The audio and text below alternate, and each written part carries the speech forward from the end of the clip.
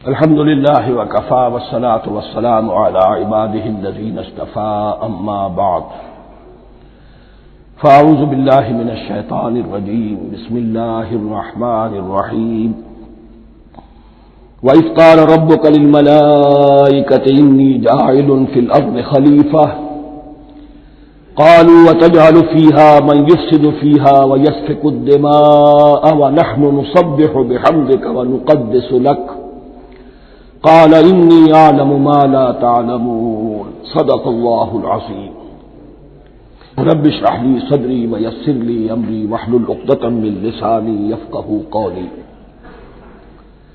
جیسا کہ میں نے عرض کیا تھا، سورہ بقرہ کے پہلے 4 رکوع نہایت اہم ہیں، نہایت جامع ہیں۔ پہلے 2 رکوعوں میں 3 قسم کے انسانوں کی وضاحت کی گئی، 3 قسم کے کردار کے نقشے کھینچ دیے گئے۔ تیسرے رکوع میں قرآن مجید کی دعوت کا خلاصہ آ گیا، توحید فی العقیدہ، توحید فی العمل، یعنی عبادت اللہ کی، ایمان بالرسالت، قرآن مجید کو منزل من اللہ کلام ماننا۔ اس میں اگر شک ہے تو جو بھی چیلنج تھا، اگر واقعتاً تمہیں شک ہے، حقیقت میں شک نہیں ہے، لیکن جیسا کہ تم کہہ رہے ہو کہ تمہیں شک ہے تو کوشش کرو اس کے مقابلے کی ایک صورت بنانا ہو۔ پھر آخرت، جنت اور دوزخ، ان دونوں کا تذکرہ ہو گیا۔ پھر ایک خاص مسئلہ جو قرآن مجید کے اسلوب پر اعتراض کی شکل میں آیا کہ اس میں مچھر جیسی حقیر شے کا بھی تذکرہ ہے، اس کی حکمت بیان کر دی گئی کہ تشبیہ اور تمثیل میں ظاہر بات ہے کہ ممثل لہو اور ممثل بہی میں مناسبت چاہیے۔ جس چیز کے لیے تمثیل بیان کی جا رہی ہے، جس شے سے تمثیل بیان کی جا رہی ہے، ان میں مناسبت ہونی چاہیے، اس میں عظیم یا حقیر کا کوئی سوال نہیں۔ پھر یہ بات کہ جن لوگوں کے دلوں میں زیغ ہے، کجی ہے، وہ اس قرآن سے بھی ان کی ضلالت میں، گمراہی میں اضافہ ہوگا۔ جو لوگ طالب حق ہیں ان کو یہ قرآن مجید ہدایت دے گا، اور کن کو اللہ گمراہ کرتا ہے؟ جو سرکش ہے، جو نمبر 1 اللہ سے جو عہد کر کے دنیا میں آئے تھے اس کی خلاف ورزی کر رہے ہیں اور صلہ رحمی کے بجائے قطع رحمی کرتے ہیں۔ اس کے بعد ایک بہت اہم فلسفیانہ بات آ گئی، اور اسی کے ضمن میں نے اصل میں یہ ساری بات دہرائی ہے۔ میں نے کہا تھا کہ یہ بات واضح ہوگی آگے جا کر سورہ غافر میں۔ پھر ذہن میں لائیے کہ جب یہ صورت نازل ہوئی ہے، سورہ غافر نازل ہو چکی تھی، لہذا یہاں اجمالی تذکرہ ہے، وہاں تفصیلی تذکرہ ہے۔ اہل جہنم کا قول نقل ہوا ہے، ربنا امتنا اثنتین واحییتنا اثنتین فاعترفنا بذنوبنا فهل الى خروج من سبیل۔ اے اللہ، تو نے 2 مرتبہ ہم پر موت وارد کی، 2 مرتبہ ہمیں زندہ کیا، اب ہم نے اپنے قصور تسلیم کر لیے، تو اب یہاں سے بھی کوئی اور مرحلہ ہے یا نہیں؟ یہاں سے نکلنے کا بھی کوئی راستہ ہے یا نہیں؟ اس سے حقیقت یہ واضح ہوئی، انسان کی تخلیق اول ہوئی عالم ارواح میں، صرف ارواح کی حیثیت سے، اور حدیث میں آتا ہے الارواح جنود مجندہ، لشکروں کی شکل، تمام انسان۔ ان سے عہد لیا گیا الست بربکم قالوا بلی، پھر سلا دیا گیا ارواح کو۔ یہ گویا کہ پہلی موت تھی جو ہم گزار آئے۔ پھر عالم خلق کا مرحلہ آیا۔ عالم خلق میں یہ تناسل کے ذریعے سے رحم مادر میں جب ایک جنین تیار ہوتا ہے تو ایک حدیث ہے حضرت عبداللہ بن مسعود سے، 4 مہینے کا جب جنین ہو جاتا ہے تو اس کے بعد وہ روح لا کر اس میں پھونک دی جاتی ہے۔ یہ گویا کہ احیاء اولا ہو گیا، پہلی مرتبہ کا زندہ کیا جانا، پہلی موت کی نیند سے جگا دیا گیا۔ اے تازہ واردان بساط ہوائے دل، اب ہم اس دنیا میں اس جسد کے ساتھ زندہ ہوئے، اب پھر موت آئے گی، جسد یہی چلا جائے گا جہاں سے آیا تھا، روح جہاں سے آئی تھی وہاں واپس جائے گی۔ ثم یمیتکم ثم یحییکم ثم الیہ ترجعون، پھر تمہیں اللہ کی طرف لوٹا دیا جائے گا۔ یہ ہے بہت گہرا نقطہ فلسفہ دین کا۔ اس کے بعد مضمون شروع ہو رہا ہے خلافت کا، جس کا اجمالی جو ہے تذکرہ تیسرے رکوع کی آخری آیت میں آ گیا۔ هو الذی خلق لکم ما فی الارض جمیعا، زمین میں جو کچھ ہے اے انسانوں تمہارے لیے پیدا کیا گیا۔ اسی کے ساتھ جڑتا ہوا مضمون اب خلافت کا آ رہا ہے۔ وَإِذْ قَالَ رَبُّكَ لِلْمَلَائِكَةِ إِنِّي جَاعِلٌ فِي الْأَرْضِ خَلِيفَةً، اور یاد کرو جب کہ کہا تھا تمہارے رب نے فرشتوں سے میں بنانے والا ہوں زمین میں ایک خلیفہ۔ اب خلیفہ کی حقیقت کو سمجھیے، خلیفہ کسے کہتے ہیں؟ نائب۔ عام طور پر لوگوں کو مغالطہ ہوتا ہے کہ خلیفہ جانشین جو ہے وہ تو کسی کے موت کے بعد ہوتا ہے، زندگی میں تو نہیں ہوتا۔ لیکن یہاں اصل میں ہمارے لیے بہت آسان ہے، انسان کی جو اصل حقیقت ہے اس دنیا میں اس کو سمجھنے کے لیے یوں سمجھیے کہ ہم آج سے 50 سال پہلے انگریز کے غلام تھے۔ ہمارا بادشاہ یا ملکہ انگلستان میں تھا یا تھی۔ دہلی میں وائس رائے ہوتا تھا۔ وائس رائے کا کام کیا ہے؟ جو حکم آیا ہے ہز میجسٹیز گورنمنٹ کا یا ہر میجسٹیز گورنمنٹ کا جو حکم آیا ہے بلا چون و چرا بغیر کسی تغیر اور تبدل کے نافذ کرے۔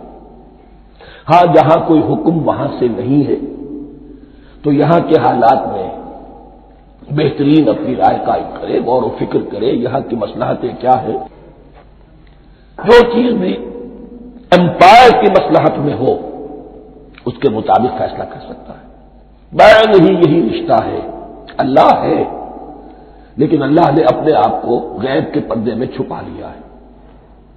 زمین پر انسان ہے، اب انسان کا کام یہ ہے جو ہدایت آ رہی ہے اللہ کی طرف سے اس پر تو بے چون و چرا عمل کرے۔ جہاں کوئی ایکسپریس ہدایت نہیں ہے، کوئی واضح ہدایت نہیں ہے، وہاں اپنے بیسٹ ججمنٹ کو ایکسرسائز کرے، اسی کا نام اجتہاد ہے۔ غور و فکر کرے، سوچے، اور جو بات روح دین کے زیادہ سے زیادہ مطابقت رکھنے والی ہو اس کو اختیار کرے۔ بین ہی یہی رشتہ ہے در حقیقت رشتہ خلافت کہ جو اللہ اور انسان کے مابین ہے۔ اب یہ جو دی گئی ہے یہ حیثیت تمام انسانوں کو دی گئی ہے۔ پوٹینشلی ہر انسان اللہ کا خلیفہ ہے، لیکن جو اللہ کا باغی ہو جائے، جو خود حاکمیت کا مدعی ہو گیا گویا کہ وہ باغی ہے۔ اب اگر شاہجہاں بادشاہ تھا، اس کا کوئی ولی عہد تھا، اور ولی عہد جو ہے صبر نہیں کر سکتا، اپنے باپ کی زندگی ہی میں بغاوت کر دیتا ہے، حکومت حاصل کرنا چاہتا ہے، تو اب وہ کیا ہے؟ واجب القتل ہے۔ جو لوگ بھی حاکمیت کے مدعی ہو گئے ویسے تو حقیقت واجب القتل ہے، لیکن دنیا میں مہلت دی ہے اللہ نے، یہ دارالامتحان ہے، فوراً قتل نہیں کرتا، فوراً ختم نہیں کرتا۔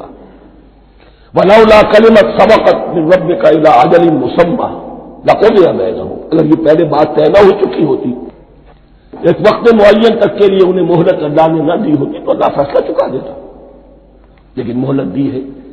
لیکن کم سے کم اتنی سزا ملتی ہے کہ اب وہ خلافت کے حق سے محروم کر دیے گئے۔ گویا کہ اب خلافت دنیا میں ہوگی خلافت المسلمین، صرف وہی شخص کہ جو اللہ کو مانے اپنا حاکم مطلق وہ خلافت کا اہل ہے۔ تو یہ چند باتیں خلافت کی اصل حقیقت کے ضمن میں یہیں پر سمجھ لیجیے۔ وَإِذْ قَالَ رَبُّكَ لِلْمَلَائِكَةِ إِنِّي جَاعِلٌ فِي الْأَرْضِ خَلِيفَةً قَالُوا أَتَجْعَلُ فِيهَا مَن يُفْسِدُ فِيهَا وَيَسْفِكُ الدِّمَاءَ وَنَحْنُ نُسَبِّحُ بِحَمْدِكَ وَنُقَدِّسُ لَكَ۔ اور یاد کرو جب کہ تمہارے رب نے کہا تھا فرشتوں سے کہ میں زمین میں خلیفہ بنانے والا ہوں، تو انہوں نے کہا کہ کیا تو بنائے گا اس میں جو فساد مچائے گا اس میں اور خوریزی کرے گا۔ وَنَحْنُ نُسَبِّحُ بِحَمْدِكَ وَنُقَدِّسُ لَكَ، ہم آپ کی تسبیح اور تحمید اور آپ کی تقدیس میں لگے ہوئے ہیں۔ قَالَ إِنِّي أَعْلَمُ مَا لَا تَعْلَمُونَ، فرمایا میں جانتا ہوں جو تم نہیں جانتے۔ اب یہاں سوال پیدا ہوتا ہے کہ فرشتوں کو یہ گمان کیسے ہوا، یہ خیال کیسے ہوا؟ دو رائے ہیں اس میں۔ ایک تو یہ کہ انسان کی تخلیق سے پہلے اس دنیا میں جنات تھے اور انہیں بھی کچھ اللہ نے تھوڑا سا اختیار دیا تھا اور انہوں نے یہاں فساد مچایا۔ انہی پر قیاس کرتے ہوئے فرشتوں نے سمجھا کہ انسان بھی پھر زمین میں فساد مچائے گا، خونریزی کرے گا۔ ایک دوسری اصولی بات یہ کہی گئی ہے کہ خلافت کا لفظ جب استعمال ہوا تو اس کے معنی ہے کہ کوئی نہ کوئی اختیار بھی ملے گا۔ جنات کے بارے میں خلافت کا لفظ کہیں نہیں آیا، انسان کے بارے میں آ رہا ہے۔ خلیفہ بالکل بے اختیار نہیں ہوتا، جیسا کہ میں نے عرض کیا، جہاں واضح حکم ہے تو اس کی تو تنفیذ، جہاں نہیں ہے وہاں اپنی رائے سے جتنا بھی بہتر سے بہتر سوچ سکتا ہو انسان رائے قائم کرے۔ یہ اختیار جو ہے، ظاہر بات ہے جہاں اختیار ہوگا صحیح استعمال ہونے کا بھی امکان ہے، غلط استعمال ہونے کا بھی امکان ہے۔ اختیار تو بلکہ یہ کہ آپ کا پولیٹیکل سائنس کا تو ایکسیم یہ ہے، authority tends to corrupt and absolute authority corrupts absolutely. تو ٹینڈنسی کرپشن کی ہوتی ہے اختیار کے اندر، اس بنا پر انہوں نے قیاس کیا کہ اس میں فساد ہوگا، خونریزی ہوگی۔ اللہ تعالیٰ نے فرمایا اپنی حکمتوں سے میں خود واقف ہوں، میں کیوں بنا رہا ہوں یہ میں جانتا ہوں، تم نہیں جانتے۔ وَعَلَّمَ آدَمَ الْأَسْمَاءَ كُلَّهَا، اور اللہ نے سکھا دیے آدم کو تمام کے تمام نام۔ اب اس میں بھی ایک رائے تو یہ ہے، بلکہ اس میں تقریباً اجماع ہے مفسرین کا، کہ اس سے مراد ہے تمام اشیاء کے نام، اور تمام اشیاء کے نام سے مراد ہے ان کی حقیقت کا علم۔ ہیومن نالج جو ہے، اگر آپ اس کا تجزیہ کریں گے تو وہ یہی ہے کہ انسان ایک چیز کو پہچانتا ہے پھر اس کے لیے ایک نام رکھتا ہے یا کوئی ٹرم اس کے لیے قائم کرتا ہے۔ اس نام یا ٹرم اور اس کے حوالے سے، اصطلاح کے حوالے سے بہت سے حقائق کو اپنے ذہن کے اندر محفوظ کرتا ہے۔ تو گویا کہ ان علمہ آدم الاسماء کلہا، تمام نام سکھا دیے کل مادی کائنات کے اندر جو کچھ وجود میں آنے والا تھا، ان سب کی حقیقت سے پوٹینشلی حضرت آدم کو آگاہ کر دیا۔ یہ پوٹینشل علم ہے، ہیومن نالج، جو ایکوائرڈ نالج ہے، جو انسان کو سم اور بسم اور اپنے اس دماغ کے کمپیوٹر کے ذریعے سے حاصل ہوتا ہے۔ ایک ہے ریویلڈ نالج جو اللہ وحی کے ذریعے سے بھیجتا ہے، ایک ہے ایکوائرڈ نالج، انسان خود علم حاصل کرتا ہے۔ اس نے آنکھوں سے دیکھا، کان سے سنا، نتیجہ نکالا، اور اس کمپیوٹر نے اس کو پروسیس کیا، اس نتیجے کو کہیں میموری کے اندر سٹور کر لیا۔ یہ کمپیوٹر ہے بہت بڑا۔ پھر کچھ اور دیکھا، کچھ اور سنا، کچھ چھو کر معلوم ہوا، کچھ چکھ کر معلوم ہوا، کچھ سونگ کر معلوم ہوا، کوئی اور نتیجہ نکلا، اسے وہ پاس میموری کے ساتھ اس کو ٹیلی کیا اور نتیجہ نکالا۔ اس طرح رفتہ رفتہ ان السمع والبصر والفؤاد کل اولئک کان عنہ مسئولا، یہ ایکوائرڈ نالج تین چیزوں سے انسان کو حاصل ہو رہا ہے، سماعت، بصارت اور یہ عقل، جو فائدہ اخذ کرتی ہے، جو اس کو پروسیس کرتی ہے، اس تمام جو سینس ڈیٹا اس کو مہیا ہوتا ہے سینس آرگن کے ذریعے سے۔ یہ علم ہے جو پوٹینشلی حضرت آدم کو دے دیا گیا، اس کی ایکسفولیشن ہو رہی ہے، اب درجہ بدرجہ وہ علم پھیل رہا ہے، بڑھ رہا ہے، اور بڑھتے بڑھتے کہاں تک پہنچے گا ہم کچھ نہیں کہہ سکتے، کہاں سے کہاں پہنچ گیا انسان۔ اس نصف صدی کے اندر علم انسانی میں جو ایکسپلوژن ہوا ہے، میں اور آپ اس کا تصور تک نہیں کر سکتے۔ اکثر بڑے بڑے جو سائنسدان ہیں انہیں تصور نہیں ہے، اس لیے کہ ایک شخص اپنی لائن فزکس کے بارے میں جانتا ہے کیا کچھ ہو گیا، یا فزکس کی بھی کسی شاخ کے بارے میں جانتا ہے، باقی دوسری جو لائن ہے اسے کچھ پتہ نہیں۔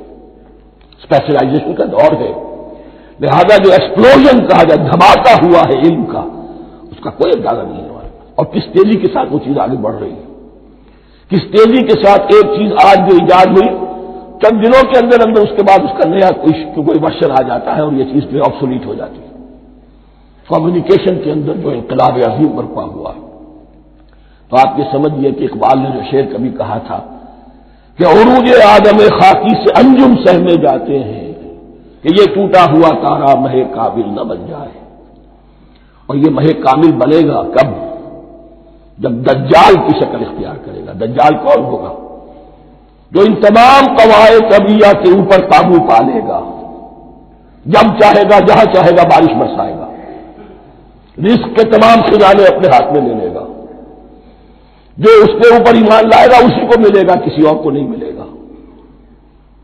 اس کی آواز پوری دنیا میں سنائی دے گی.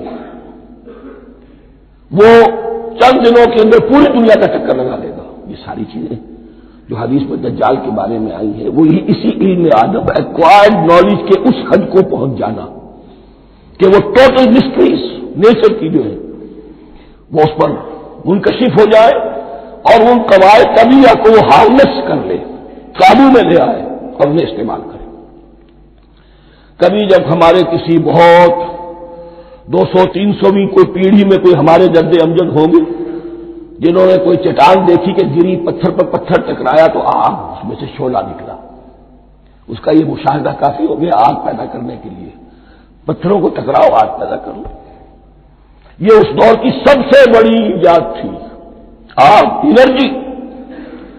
اب وہ انرجی کہاں سے کہاں پہنچی؟ وہ آگ نے بھاپ کی شکل اختیار کی، پھر ہم نے بجلی ایجاد کی، اور کب کیا ہے ایٹمک انرجی ہے اور ڈبل کیا کیا ہے اللہ عالم. ان تمام چیزوں کا تعلق ہے خلافت ارضی کے ساتھ. لہذا فرشتوں کو جو بتایا گیا وہ یہ ہے کہ آدم کو علم بھی دیا جا رہا ہے، صرف اختیار ہی نہیں دیا جا رہا، علم دیا جا رہا ہے. وَعَلَّمَ آدَمَ الْأَسْمَاءَ كُلَّهَا ثُمَّ عَرَضَهُمْ عَلَى الْمَلَائِكَةِ، پھر ان تمام اشیاء کو پیش کیا فرشتوں کے سامنے. فَقَالَ أَنبِئُونِي بِأَسْمَاءِ هَؤُلَاءِ، اور فرمایا کہ مجھے بتاؤ ان چیزوں کے نام، ان کنتم صادقین، اگر تم سچے ہو. قالوا سبحانك لا علم لنا الا ما علمتنا، انہوں نے کہا پروردگار تو پاک ہے ہر نقص سے، ہر عیب سے، ہر ذوف سے، ہر احتیاج سے، مبرہ ہے، منزہ ہے، اعلیٰ ہے، عرفہ ہے. لا علم لنا الا ما علمتنا، ہمیں کوئی علم حاصل نہیں سوائے اس کے جو تم نے ہمیں سکھا دیا ہے. اس کی تعبیر یہی بہتر معلوم ہوتی ہے کہ ملائکہ کی حیثیت در حقیقت اس کائناتی جو حکومت ہے اللہ کی آفاقی حکومت، اس کے کارندوں کی ہے، یہ اس کے سول سروینٹس ہیں. تو ہر ایک کو صرف اس کے شعبے کے متعلق علم دیا گیا ہے، علم جامع نہیں ہے. تمام چیزوں کا علم یہ معلوم کرنے کی استعداد ان کے پاس نہیں ہے. کوئی فرشتہ فرض کیجئے بارش کے اوپر معمور ہے، کوئی پہاڑوں پر معمور ہے، جس کا ذکر سیرت میں آتا ہے کہ جب طائف میں حضور پر پتھراؤ ہوا ہے تو اس کے بعد ایک فرشتہ حاضر ہوا ہے کہ میں ملک الجبال ہوں، اللہ نے مجھے پہاڑوں پر معمور کیا ہوا ہے.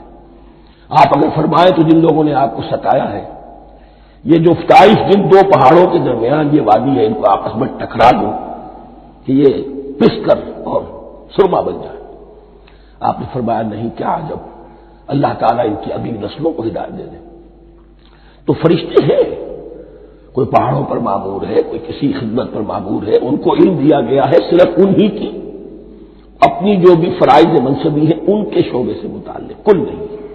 جامعیت جو ہے علم کی وہ ہے کہ جو حضرت آدم علیہ السلام کو پوٹینشلی دے دی گئی اور جو اب بڑھتے بڑھتے ایک بہت ترابر درخت بن چکا ہے.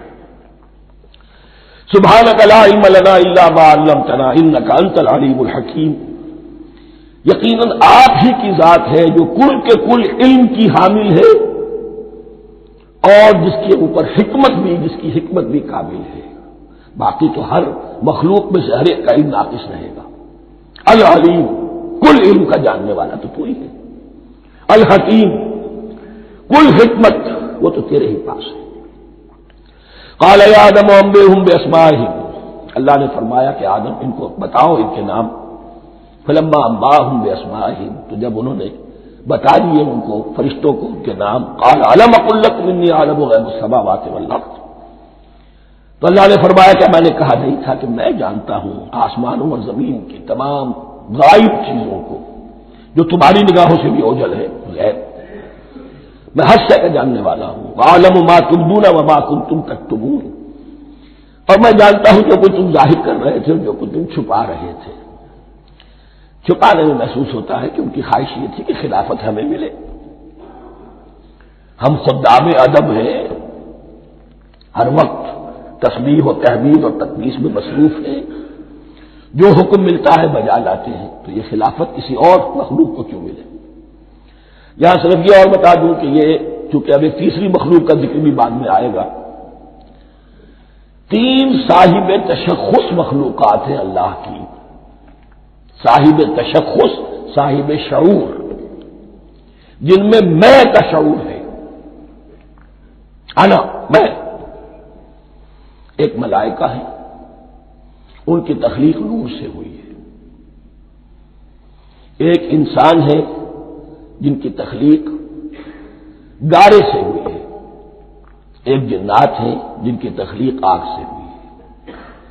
باقی حیوانات ہیں، ان میں شعور تو ہے، خود شعور ہی نہیں ہے۔ Self consciousness, world of difference between consciousness and self consciousness. انسان جب دیکھتا ہے تو اس کو یہ بھی معلوم ہے میں دیکھ رہا ہوں۔ کتا بلہ دیکھتا ہے، اسے یہ اندازہ نہیں ہوتا کہ میں دیکھ رہا ہوں، دیکھنے کا ایک نتیجہ ہے جو نکل آتا ہے، لیکن میں کا وجود نہیں ہے۔ یہ انا، سیلف، ایگو، یہ انسان میں ہے، جنات میں ہے، شعور میں اور فرشتوں میں ہے۔ ایک نوری مخلوق، ایک ناری مخلوق، ایک زمین کے اس کرسٹ میں، یہ جو مٹی اور گارے، مٹی کا پانی کا جو مرغوبہ ہے گارے کی شکل میں، اس سے بنا ہے۔ قال يا آدم انبئهم بأسمائهم فلما انبأهم بأسمائهم قال ألم أقل لكم إني أعلم غيب السماوات والأرض وأعلم ما تبدون وما كنتم تكتمون وإذ قلنا للملائكة اسجدوا لآدم فسجدوا إلا إبليس۔ اور یاد کرو جب کہ ہم نے کہا فرشتوں سے سجدہ کرو سب کے سب آدم کو، جھک جاؤ آدم کے سامنے، فسجدوا، ان سب نے سجدہ کیا، الا ابلیس، سوائے ابلیس کے۔ پہلی بات تو یہ سمجھیے کہ تمام ملائکہ کے سجدے کی ضرورت کیا تھی؟ کیا یہ صرف تعظیماً تھا؟ اور تعظیماً اگر تھا تو کیا آدم خاکی کی تعظیم تھی یا کسی اور شے کی تعظیم تھی؟ مکی صورتوں میں یہ بات 2 جگہ واضح کی گئی ہے۔ فَإِذَا سَوَّيْتُهُ وَنَفَخْتُ فِيهِ مِن رُوحِي فَقَعُوا لَهُ سَاجِدِينَ، جب میں اس آدم کی تخلیق مکمل کر لوں اور اس میں اپنی روح میں سے پھونک دوں تب گر پڑنا اس کے سامنے سجدے میں۔ تعظیم اگر ہے تو آدم خاکی کی نہیں ہے، اس کے اندر جو ڈیوائن ایلیمنٹ ہے، جو ڈیوائن سپارک ہے، جو روح ربانی ہے، میری روح، اس کی ہے۔ اور نمبر 2، اس کی حکمت کیا ہے، علت کیا ہے، غرض و غائب کیا ہے؟ جیسا کہ میں نے عرض کیا، اس کائنات کی اس حکومت کے کارندے تو وہ ہیں۔ خلیفہ بنایا جا رہا انسان کو، جب تک یہ ساری سول سروس اس کے تابع نہ ہو خلافت کیسے کرے گا؟ دیکھیے میں جانا چاہتا ہوں، چوری کرنے کے لیے جانا چاہتا ہوں، راستے میں کتنے فیکٹرز ہوں گے، کتنے فزیکل فینومینا ہوں گے، میں چلنا چاہتا ہوں، میں زمین کو دھکیلتا ہوں، زمین مجھے دھکیلتی ہے، زمین مجھے نہ دھکیلے تو میں کیسے چلوں گا؟ یہ پوری کائنات جو ہے، یہ جب ہم کو ارادہ کرتے ہیں اور کوئی فیل کرتے ہیں تو اس فیل کے پورے ہونے میں، اس کے ظہور میں نہ معلوم کون کون سے ایلیمنٹس ہیں، کون کون سی فورسز آف دی نیچر ہے جو ہمارے ساتھ موافقت کرتی ہے تو ہم وہ کام کر سکتے ہیں۔ اور ان سب پر فرشتے مامور ہیں، ہر ایک کی اپنی ڈومین ہے۔ اگر وہ تابع نہ ہو تو خلافت کی کوئی معنی نہیں۔ خلافت دی گئی ہے، یہ ادھر جانا چاہتا ہے جانے دو، یہ نماز کے لیے مسجد میں جانا چاہتا ہے جانے دو، یہ چوری کے لیے نکلا ہے نکلنے دو، اس لیے کہ اس کو جو اختیار دیا گیا ہے، اس کے اختیار کے استعمال میں یہ تمام جو قوتیں ہیں وہ اس کے ساتھ موافقت کرتی ہیں، تب اس کا کوئی ارادہ، وہ اچھا ہو یا برا، وہ پایہ تکمیل کو پہنچ سکتا ہے۔ یہ گویا کہ سبارڈینیشن اس کے لیے سمبل کہ تمام فرشتوں کو جھکا دیا گیا۔ البتہ اس آیت میں ایک مغالطہ پیدا ہوتا ہے، الا ابلیس، سوائے ابلیس کے۔ مغالطہ یہ پیدا ہوتا ہے کہ شاید وہ بھی فرشتہ تھا، اس لیے کہ حکم تو فرشتوں کو دیا گیا تھا۔ پھر نوٹ کیجئے، اس سے پہلے، بہت پہلے سورہ کہف نازل ہو چکی ہے، اور سورہ کہف میں فرما دیا گیا ہے کان من الجن ففسق عن امر ربی، وہ جن تھا، پس اس نے سرکشی کی اپنے رب کے حکم سے. فرشتے کی شان یہ نہیں ہے، وہ اللہ کے کسی حکم کی سرتابی نہیں کرتا. لا یعصون اللہ ما امرہم ویفعلون ما یؤمرون، وہ اللہ کے کسی حکم کی نافرمانی نہیں کرتے اور جو حکم ملتا ہے بجا لاتے. یہ جنات کے اندر اختیار تھا، جیسے اختیار انسانوں کو دیا گیا ہے. جنات میں نیک بھی ہے، بد بھی ہے، اعلیٰ بھی ہے، ادنا بھی ہے، جیسے انسانوں میں. لیکن یہ عزازیل جو جن تھا، علم اور عبادت دونوں کے اعتبار سے بہت بلند ہو گیا تھا، اور یہ فرشتوں کا یوں سمجھیے کہ ہم نشین، فرشتوں کے ساتھ اس طور سے شامل. جیسے بہت سے انسان بھی اگر اپنی بندگی میں، زہد میں، عبادت میں، نیکی میں ترقی کرے تو ان کا ملائے اعلیٰ کے ساتھ، عالم ارواح کے ساتھ، عالم ملائکہ کے ساتھ ایک رابطہ قائم ہوتا ہے. اسی طریقے سے وہ جو عزازیل تھا، جن ہونے کے باوجود اپنی نیکی، عبادت، پارسائی اور اپنے علم میں فرشتوں سے بہت آگے تھا. اس لیے معلم الملکوت کی شکل اختیار کر چکا تھا. اس کو اپنی زون تھا. یہ بات جیسا کہ میں نے عرض کیا 7 مرتبہ قرآن میں یہ بات آئی ہے، قصہ ابلیس و آدم، کہ فرشتوں کو حکم ہوا کہ سجدہ کرو، سب جھک گئے، ابلیس نے سجدے سے انکار کر دیا 7 مرتبہ. یہ 7ویں مرتبہ ہے جو ہم پڑھ رہے ہیں. مصحف میں پہلی مرتبہ آ رہا ہے، ترتیب نزول میں 7ویں مرتبہ آ رہا ہے. یہ آدم و ابلیس کا قصہ اس سے آگے سورہ اعراف میں آئے گا، پھر سورہ ہجر میں آئے گا، سورہ بنی اسرائیل میں آئے گا، سورہ کہف میں آئے گا، سورہ طٰہٰ میں آئے گا، سورہ صاد میں آئے گا. 6 مرتبہ مکی قرآن میں، 1 مرتبہ یہاں. تو یہاں اشارہ نہیں کیا، اس لیے مغالطہ ہو سکتا ہے. لیکن یہ کہ سورہ کہف میں آپ کو بتا چکا ہوں، کان من الجن ففسق عن امر ربی، اس نے اپنے رب کے حکم سے سرتابی کی. نام اس کا عزازیل تھا. ابلیس اس کا صفاتی نام ہے اب، اس لیے کہ اب ابلیسوں کے معنی ہوتے ہیں مایوس ہو جانا. یہ اللہ کی رحمت سے بالکل مایوس ہے، اور مایوس جو ہو جائے وہ شیطان ہو جاتا ہے. اب میرا تو چھٹکارا نہیں ہے، جتنوں کو برباد کر سکوں کروں. میری تو عاقبت خراب ہو چکی ہے، جتنوں کو اپنے ساتھ، ہم تو ڈوبے ہیں سنم، تم کو بھی لے ڈوبیں گے. اب وہ شیطان اس معنی میں کہ انسان کی عدالت اس کی گھٹی میں پڑ گئی. اس نے اللہ سے پھر اجازت بھی لی کہ مجھے مہلت دے دے، یوم یبعثون، قیامت تک کے دن کے لیے، تو میں ثابت کر دوں گا کہ یہ آدم اس رتبے کا حقدار نہ تھا، مستحق نہ تھا جو اسے دیا گیا. انا خیر منہ، میں اس سے بہتر ہوں. خلقتنی من نار وخلقتہ من طین، تو نے مجھے آگ سے بنایا، اسے گارے سے بنایا. لیکن یہ تکبر ہے در حقیقت کہ جس نے اسے راندہ درگاہ حق کر دیا. وَإِذْ قُلْنَا لِلْمَلَائِكَةِ اسْجُدُوا لِآدَمَ فَسَجَدُوا إِلَّا إِبْلِيسَ أَبَىٰ وَاسْتَكْبَرَ.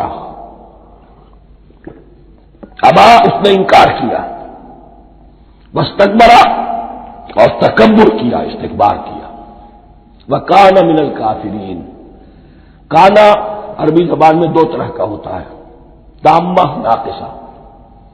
ایک معنی یہ ہو سکتے ہیں کہ ہو گیا، اب اپنے اس استکبار اور انکار کی وجہ سے کانا من الکافرین، وہ کافروں میں سے ہو گیا. ایک کانا تامہ ہوتا تھا ہی کافروں میں سے، یعنی اس کے اندر سرکشی چھپی ہوئی تھی، اب ظاہر ہو گئی. یہ معاملہ ہوتا ہے. کسی شخص کی بدنیت ہی اس کے اوپر پردے پڑے رہتے ہیں نیکی کے، زہد کے، کسی خاص وقت میں آ کر وہ ننگا ہو جاتا ہے، اور جو اس کے اندر تھا اصل، اس کی حقیقت، وہ سامنے آ جاتی ہے. اس کا امکان ہے. تو دونوں معنی اس کے ہو سکتے ہیں. وَقُلْنَا يَا آدَمُ اسْكُنْ أَنْتَ وَزَوْجُكَ الْجَنَّةَ، اور ہم نے کہا کہ اے آدم رہو تم اور تمہاری بیوی جنت میں. اب یہ جنت کون سی ہے؟ اکثر حضرات کے نام کر کے نزدیک یہ جنت کہیں آسمان ہی میں تھی، آسمان ہی میں حضرت آدم کی تخلیق ہوئی. البتہ یہ سب مانتے ہیں کہ ایک وہ جنت الفردوس جو ہے جس میں جانے کے بعد پھر واپس نکلنے کا کوئی امکان نہیں، یہ وہ جنت نہیں ہے جس میں کہ آخرت میں لوگوں کو جا کر داخل ہونا ہے. اس میں داخل ہونے والے کے نکلنے کا کوئی امکان نہیں. ایک رائے یہ بھی ہے، میرا رجحان اس رائے کی طرف ہے، تخلیق آدم اسی زمین پر ہوئی ہے. وہ جن مراحل سے گزری ہے تخلیق وہ ایک علیحدہ مسئلہ ہے. بایولوجی اور وحی دونوں اس پر متفق ہیں کہ مٹی سے کرسٹ آف دی ارتھ سے انسان بنا ہے. اس پر اتفاق ہے قرآن کا بھی اور بایولوجی کا بھی، جدید علم الحیوانات کا بھی، علم الحیات کا. سٹیجز کیا ہے اس میں اختلاف ہو سکتا ہے، اس کو چھوڑ دیجیے، وہ اس وقت کا بحث نہیں. یہی کسی اونچے مقام پر کوئی سرسبز و شاداب علاقہ تھا جہاں حضرت آدم کو رکھا گیا، جہاں ہر طرح کے میوے تھے، ہر شے لا تظمأ فیہا ولا تضحیٰ، نہ اس میں بھوک لگے گی نہ دھوپ تمہیں ستائے گی، ہر طرح کی چیز تمہیں فراہم ہے. وہاں رکھے گئے ہیں صرف ایک ڈیمانسٹریشن کے لیے کہ انہیں نظر آ جائے کہ شیطان میرا دشمن ہے، وہ مجھے ورغلائے گا، طرح طرح سے میرے اندر وسوسہ اندازی کرے گا میرے اور میری اولاد کے. صرف ایک ڈیمانسٹریشن. اس کی مثال یوں سمجھیے کہ سلیکشن تو ہو گیا، سی ایس پی گریڈ میں کوئی شخص آ گیا ہے، لیکن اب وہ سول سروس اکیڈمی میں رکھا جا رہا ہے. تو یہ کوئی اکیڈمی ہو سکتا ہے اسی زمین پر، وہ صرف بتانا یہ تھا کہ تمہیں معلوم ہو جائے کہ شیطان تمہارا دشمن ہے. اس لیے کہ اس میں جو ایک لفظ حبوط کا آ رہا ہے، وہ حبوط صرف ایک ہی معنی میں نہیں ہوتا، دوسری معنی میں بھی ہے. واللہ عالم. یہ چیزیں پھر متشابہات میں رہیں گی، اس لیے ان کے بارے میں کوئی ایک رائے دوسری رائے، اس کے لیے ذہن سے عقل سے بات کر کے ایک یا دوسری رائے اختیار کر سکتے ہیں. وَقُلْنَا يَا آدَمُ اسْكُنْ أَنْتَ وَزَوْجُكَ الْجَنَّةَ، اور ہم نے کہا کہ رہو اے آدم تم بھی اور تمہاری بیوی بھی باغ میں، اس باغ میں، الجنہ اس باغ میں، گویا کہ اشارہ کیا جا رہا ہے. وَكُلَا مِنْهَا رَغَدًا حَيْثُ شِئْتُمْ، اور کھاؤ اس میں سے بافراغت جہاں سے چاہو، ہر طرح کا پھل ہے کھاؤ. وَلَا تَقْرَبَا هَٰذِهِ الشَّجَرَةَ، یہاں پہ اس درخت کا نام نہیں دیا گیا، اشارہ اس درخت کے قریب بن جانا. فَتَكُونَا مِنَ الظَّالِمِينَ، تو تم ظالموں میں سے ہو جاؤ گے، تم حد سے گزرنے والوں میں سے ہو جاؤ گے. اب اس کی بھی حکمت سمجھیے کہ چونکہ ڈیمانسٹریشن کرانی ہے کہ تمہیں کسی چیز سے 1000 چیزیں مباح ہیں دنیا میں، چند چیزیں پینے کی حرام ہیں. اب تم اگر ان 1000 مباح چیزوں کو چھوڑ کر حرام چیز کو پیتے ہو تو یہ تمہارا اختیار ہوا، جبکہ اللہ تعالیٰ نے مباحات کا دائرہ بہت وسیع رکھا ہے. جس سے چاہو چند رشتے ہیں جو بیان کر دیے گئے یہ حرام ہے، محرمات ہے، ابدیہ ہے، ان سے تو شادی نہیں ہو سکتی. باقی کسی مسلمان عورت سے دنیا کے کسی کونے میں وہ شادی کر سکتے، کروڑوں کے آپشنز آپ کے لیے خالی کھلے ہیں. لیکن پھر بھی انسان شادی نہ کرے، زنا کرے، یہ گویا کہ اس کی اپنی خباثت نفس ہے. ایک نہیں، دو دو، تین تین، چار چار کر شادی کرو، اجازت ہے تمہیں. تو اس اعتبار سے مباحات. اب یہ پورا باغ تمہارے لیے مباح ہے، بس ایک درخت ہے اس کے پاس نہ جانا، اور درخت کا نام لینے کی کوئی ضرورت نہیں. تو آزمائش تھی نا، صرف ایک آزمائش اور اس کی ڈیمانسٹریشن. فَأَزَلَّهُمَا الشَّيْطَانُ عَنْهَا، تو پھسلا دیا ان دونوں کو شیطان نے اس درخت کے بارے میں. اب وہ کس کس طریقے سے پھسلایا، یہ بھی جیسا کہ میں نے عرض کیا 6 مرتبہ چونکہ یہ قصہ آ چکا ہے، اس کی آپ کو سورہ طٰہٰ میں تفصیل ملے گی، کس کس طریقے سے پھسلایا اور اس بات کے لیے تیار کیا. فَأَخْرَجَهُمَا مِمَّا كَانَا فِيهِ، تو نکلوا دیا ان دونوں کو اس کیفیت میں سے جس میں کہ وہ تھے. وہ کیفیت کہ نہ کوئی مشقت ہے نہ کوئی محنت ہے، اور انسان کو ہر طرح کا اچھے سے اچھا پھل مل رہا ہے، تمام ضروریات فراہم ہیں، اور خاص کوئی حلہ جنت ہے جس کا کہ لباس بھی عطا کیا گیا ہے. لیکن ان کیفیات سے اب نکال کر، اب جسے آپ کہیں گے بٹر فیکٹس آف لائف، اچھا اب جاؤ، یہ ڈیمانسٹریشن کرنی تھی، ہو گئی. شیطان تمہارا دشمن ہے، تمہارا اور تمہاری نسل کا، شیطان لعین، اور وہ تمہیں پھسلائے گا جیسے آج پھسلایا ہے. تم آگاہ رہنا اس کی شرارتوں سے.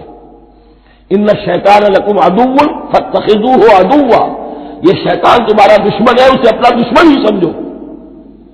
لیکن یہ ہے کہ اگر کچھ لوگ اسے دوست بنا لیں، اس کے ایجنٹ بن جائیں، اس کے کارندے بن جائیں، یہ ان کا چوائس ہے جس کی سزا انہیں ملے گی. فَأَخْرَجَهُمَا مِمَّا كَانَا فِيهِ وَقُلْنَا اهْبِطُوا بَعْضُكُمْ لِبَعْضٍ عَدُوٌّ، اور ہم نے کہا اترو، تم سب ایک دوسرے کے دشمن ہوگے۔ اب یہ چونکہ جمع کا صیغہ آیا ہے، ایک دوسرے کے دشمن ہوگے، تو ایک دشمنی تو شیطان اور آدم اور ذریت آدم کی ہے، ایک اور دشمنی بھی ہے جو انسان میں مرد اور عورت کے مابین ہے۔ عورت بھی پھسلاتی ہے، غلط راستے پر ڈالتی ہے، مرد عورتوں کو گمراہ کرتے ہیں، عورتیں مردوں کو گمراہ کرتی ہیں۔ قرآن مجید میں کہا گیا یا ایھا الذین آمنوا ان من ازواجکم واولادکم عدوا لکم فاحذروہم، اہل ایمان چوکنے رہو، چوکس رہو، تمہاری بیویوں اور اولاد میں سے تمہارے دشمن ہیں، بچ کر رہو، کیپ الرٹ، کہیں ان کی محبت تمہیں راہ حق سے منحرف نہ کر دے۔ تم ایک اچھا کام کرنا چاہتے ہو، بیوی رکاوٹ بن گئی، بیوی کو اچھا کام کرنا چاہتی، شوہر رکاوٹ بن گیا، تو یہ محبت نہیں ہے، یہ عداوت ہے۔ اس حوالے سے بعضکم لبعض عدو ولکم فی الارض مستقر ومتاع الی حین، اور تمہارے لیے اب زمین میں مستقر ہے، جائے قیام ہے اور متاع ہے، ضرورت کی چیزیں ہیں ہم نے فراہم کر دی ہیں، الی حین، لیکن ایک وقت معین تک کے لیے، یہ ابدی نہیں ہے، ایک وقت آئے گا یہ بساط ہم لپیٹ دیں گے۔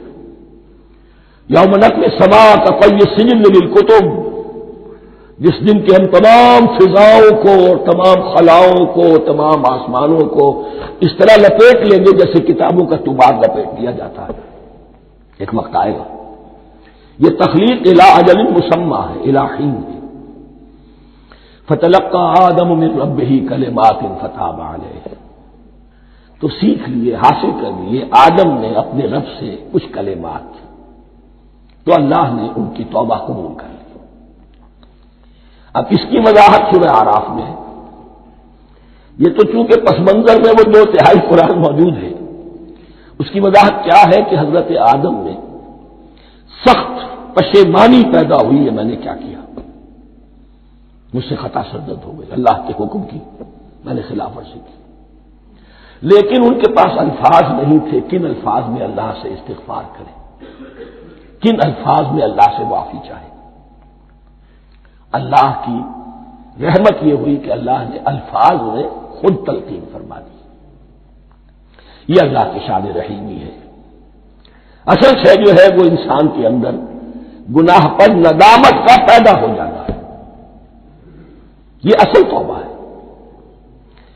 علامہ اقبال نے جو بڑی اپنی آغاز ان فوانش شباب میں جو اشعار کہے تھے، ان میں سے ایک شعر کو سن کر پھڑک اٹھے تھے اس وقت کے اساتذہ بھی، موتی سمجھ کے شان کریمی نے چن لیے قطرے جو تھے میرے عرق انفعال کے، انفعال کہتے ہیں شرمندگی کو، شرمندگی سے میری پیشانی پر جو پسینے کے قطرے نمودار ہو گئے، میرے پروردگار کو وہ اتنے عزیز ہوئے، اس نے انہیں موتی کی طرف چن لیا، موتی سمجھ کے شان کریمی نے چن لیے قطرے جو تھے میرے عرق انفعال کے، تو فتلقى آدم من ربه کلمات، ان پر پچھتاوا ہوا، ندامت ہوئی، اللہ نے انہیں الفاظ، وہ الفاظ کیا تھے وہ سورہ اعراف میں ہیں، ربنا ظلمنا انفسنا وان لم تغفر لنا وترحمنا لنكونن من الخاسرین، اے اللہ ہم نے اپنی جانوں پر ظلم کیا ہے، اور اگر تو نے ہمیں بخش نہ دیا اور رحم نہ فرمایا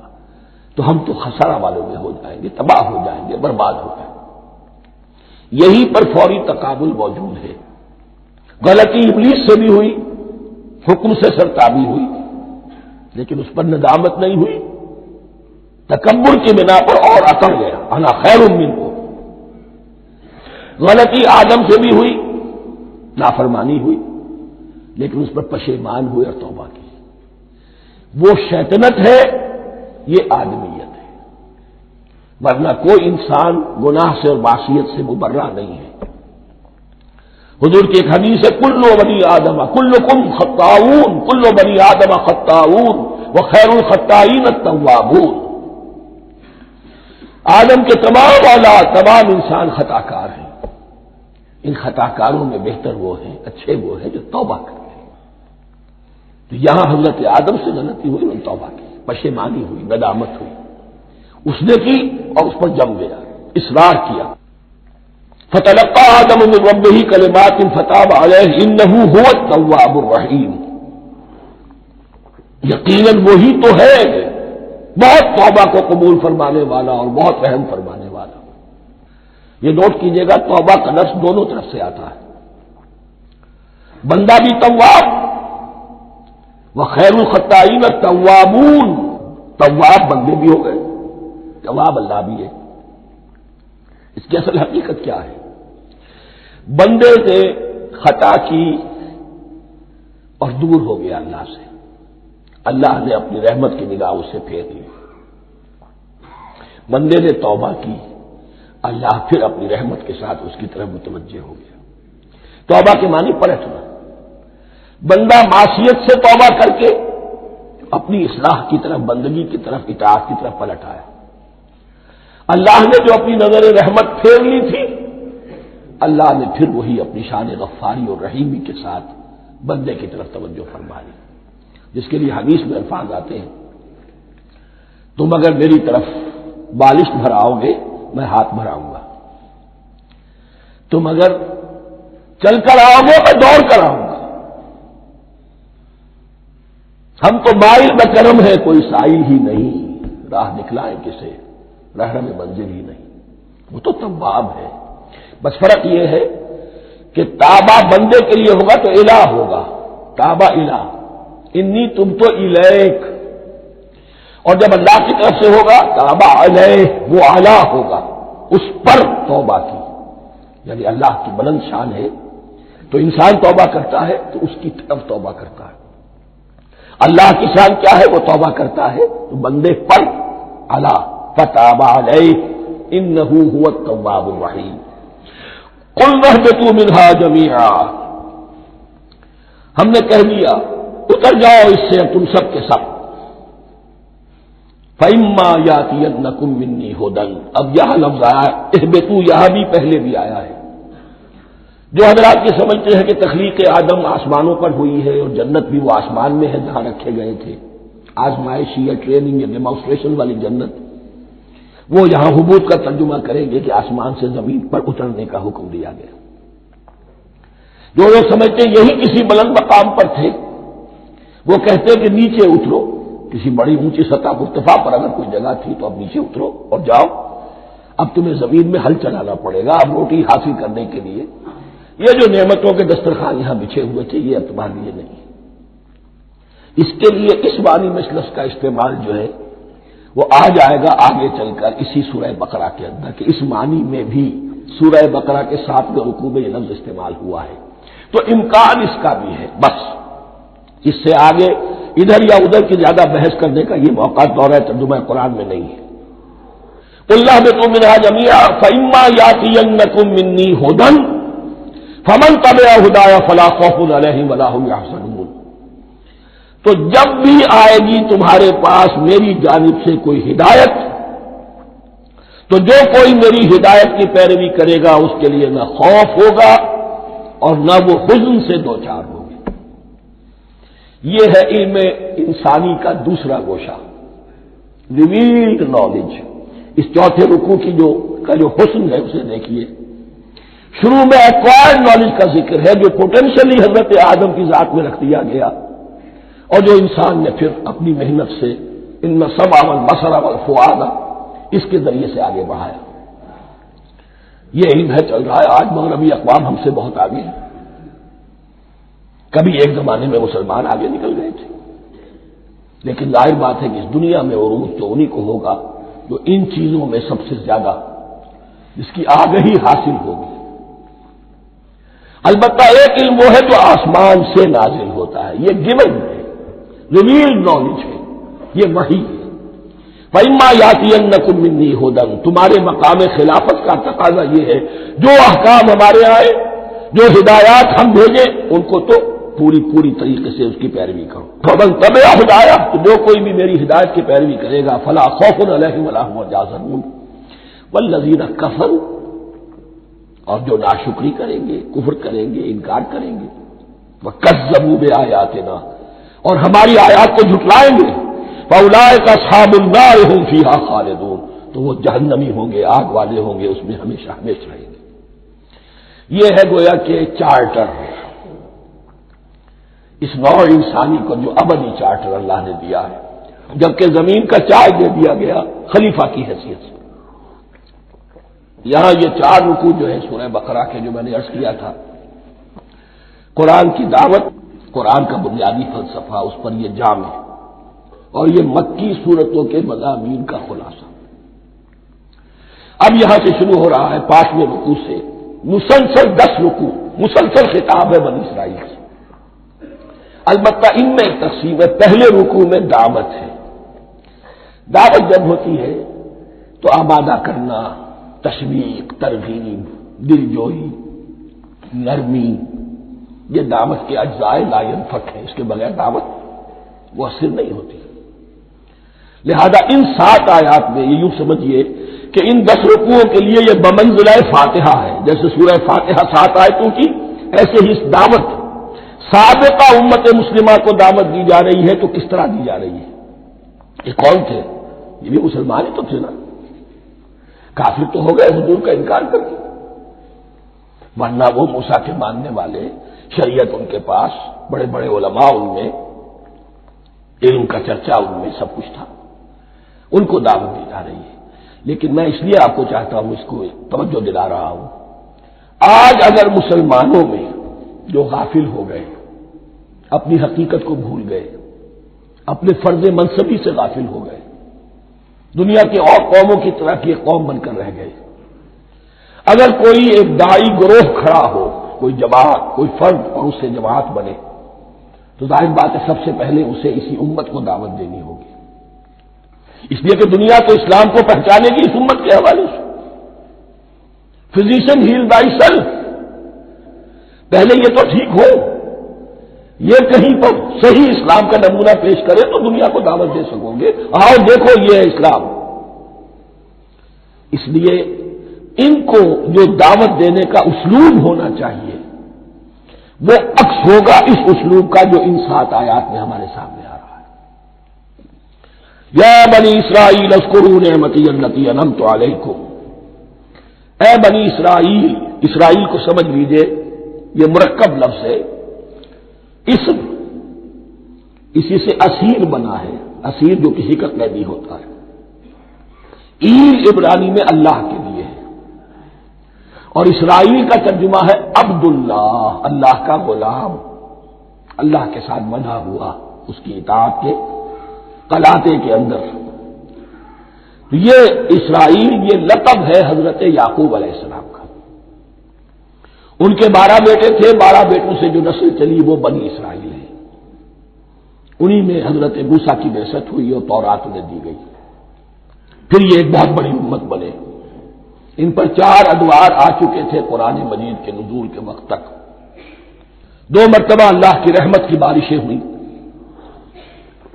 انہیں عروج نصیب ہوا، 2 مرتبہ ان کو دنیا پرستی، شہوت پرستی، اللہ کے احکام کو پسوپش ڈال دینے کی سزا میں عذاب کے کوڑے ان پر برسے۔ اس کا ذکر آئے گا سورہ بنی اسرائیل کے پہلے رکوع میں۔ اس وقت جبکہ قرآن نازل ہو رہا ہے، اس وقت وہ اپنے اس زوال کے دور میں تھے۔ حال یہ تھا کہ حضور صلی اللہ علیہ وسلم کی بعثت سے پہلے ہی 2nd ٹیمپل بھی شہید کیا جا چکا تھا، گرایا جا چکا تھا۔ حضرت سلیمان نے جو بنایا تھا ہیکل سلیمانی، جس کو یہ 1st ٹیمپل کہتے ہیں، اسے نیبوکدنیزر نے گرا دیا تھا حضرت مسیح سے بھی کئی سو سال پہلے۔ لیکن اس کے بعد پھر یہ رومنز نے سن 70 عیسوی میں حضور کی ولادت سے 500 برس پہلے ان کا یہ یروشلم تباہ و برباد ہوا، اس میں لوگوں کو قتل کیا گیا، قتل عام ہوا، اور 2nd ٹیمپل جو ہے وہ بھی گرا دیا گیا، جو اب تک گرا پڑا ہوا ہے۔ صرف ایک ویلنگ وال ہے جس کے پاس جا کر یہودی جو ہے ماتم کر دیتے ہیں، روتے ہیں، اور اب وہ بنانے پر تلے ہوئے ہیں اپنا 3rd ٹیمپل، اس کے نقشے بن چکے ہیں، بلو پرنٹ بن چکے ہیں۔ لیکن بہرحال جس وقت قرآن نازل ہو رہا تھا یہ بہت ہی پستی میں تھے۔ اس کے بارے میں فرمایا، اے بنی اسرائیل ذرا یاد کرو میرے اس انعام کو جو تم پر ہوا، وہ انعام کیا ہے؟ میں نے تمہیں اپنی کتاب دی، نبوت سے سرفراز فرمایا، اپنی شریعت تمہیں عطا فرمائی، تمہیں داؤد، تمہارے اندر داؤد اور سلیمان جیسے بادشاہ اٹھائے جو بادشاہ بھی تھے، نبی بھی تھے۔ وَأَوْفُوا بِعَهْدِي، اور میرے وعدے کو پورا کرو تاکہ میں بھی اپنے وعدے کو پورا کروں۔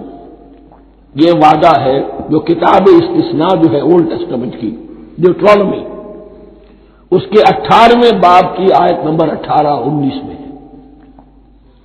حضرت موسیٰ سے خطاب کر کے اس میں اللہ نے یہ الفاظ فرمائے، میں ان کے بھائیوں میں سے تیرے مانند ایک نبی برپا کروں گا اور اس کے منہ میں اپنا کلام ڈالوں گا، اور وہ وہی کچھ بتائے گا جو میں اس سے کہوں گا۔ یہ گویا کہ حضرت موسیٰ علیہ السلام کی امت کو بتایا جا رہا تھا کہ نبی آخر الزماں آئیں گے اور تمہیں انہیں قبول کرنا ہے۔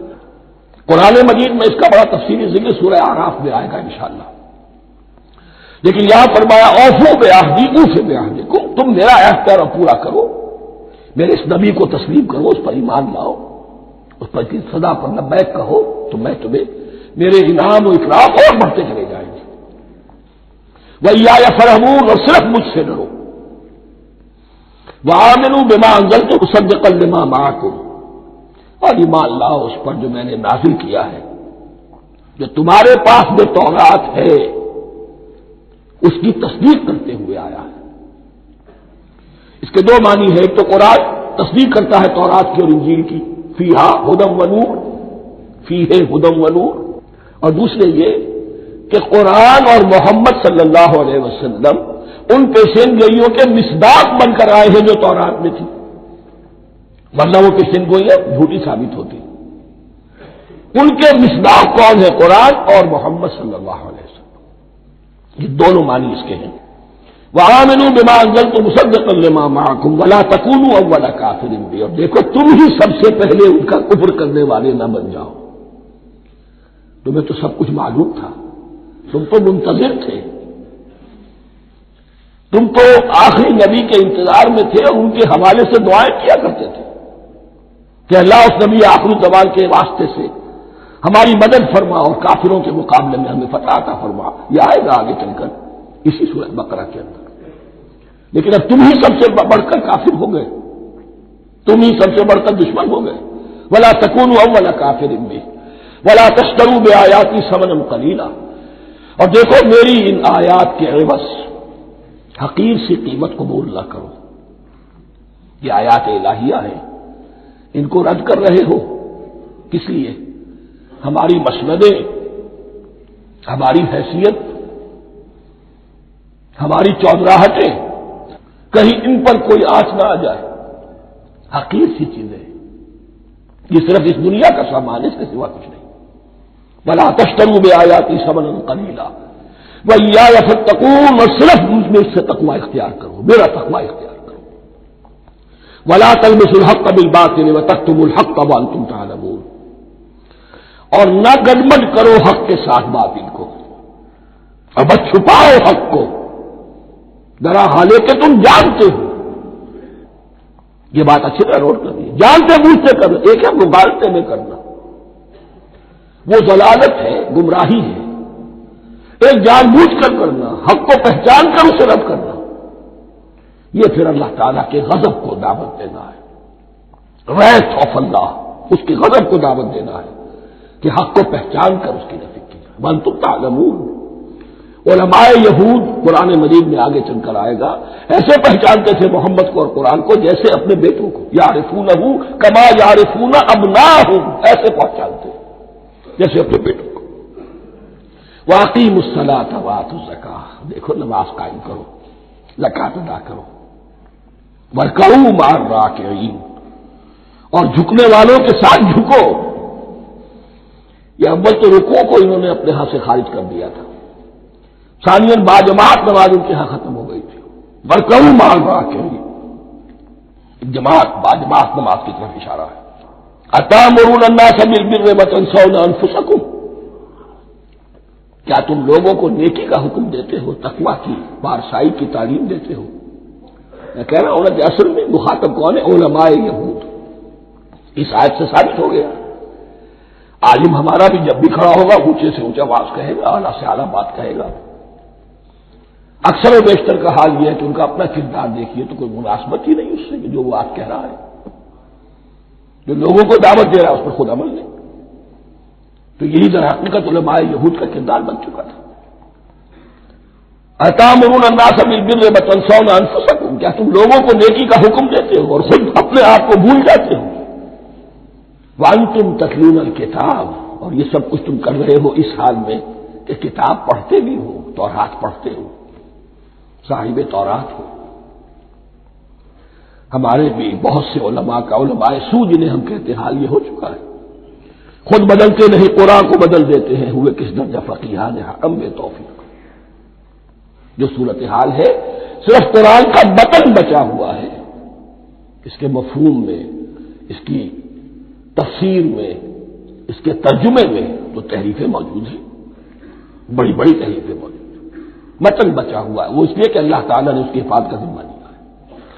وَاسْتَعِینُوا بِالصَّبْرِ وَالصَّلَاةِ، اور مدد حاصل کرو دو چیزوں سے، صبر اور نماز۔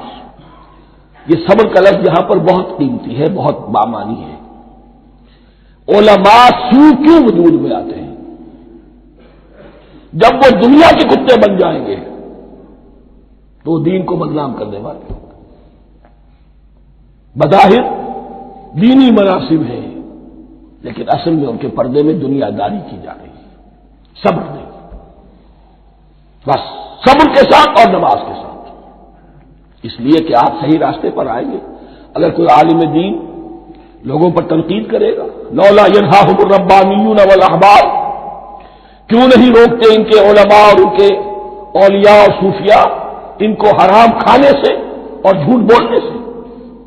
اگر کوئی شخص روکے گا اس کو پھر نذرانے تو نہیں ملیں گی، اس کی خدمتیں تو نہیں ہوگی۔ اگر تو دنیا میں صبر اختیار کرنا ہے تب تو آپ حق بات کہہ سکتے ہیں، اور اگر دنیاوی ایمبیشنز ہے تو پھر آپ کو کہیں نہ کہیں کمپرومائز کرنا پڑے گا۔ وَاسْتَعِینُوا بِالصَّبْرِ وَالصَّلَاةِ، صبر اور نماز۔ وَإِنَّهَا لَكَبِیرَةٌ، اور یقیناً یہ بہت بھاری شے ہے، بہت بھاری شے ہے۔ عام طور پر خیال یہ ہے کہ انہا کی ضمیر صرف صلاۃ کی طرف جاتی ہے، نماز بہت بھاری ہے۔ ایک رائے یہ ہے کہ نہیں، یہ پورے طرز عمل کی طرف جا رہی ہے، یہ طرز عمل کہ خود صبر کرو، اس دنیا میں صبر کرو، دنیا اور دنیا کے متعلقات میں کم سے کم پر قانے ہو جاؤ اور حق کا بول بالا کرنے کے لیے میدان میں آ جاؤ، یہ طرز عمل۔ اور اس میں پھر نماز، الصلاۃ عماد الدین۔ وَإِنَّهَا لَكَبِیرَةٌ إِلَّا عَلَى الْخَاشِعِینَ، یہ یقیناً بہت بھاری چیز ہے، یہ روش، یہ رویہ بھی بہت بھاری اور نماز بھی بہت بھاری ہے، سوائے ان خشوع رکھنے والوں کے، ڈرنے والوں کے جن کے دل جھک گئے ہیں اللہ کے سامنے۔ الذین یظنون انہم ملاقو ربہم، جنہیں یہ یقین ہے کہ انہیں اپنے رب سے ملاقات کرنی ہے، جیسا کہ میں نے شروع میں توجہ دلائی تھی، وبالآخرۃ ہم یوقنون، یہ ایمان بالآخرت ہے جو انسان کو سیدھا رکھتا ہے عمل کے میدان۔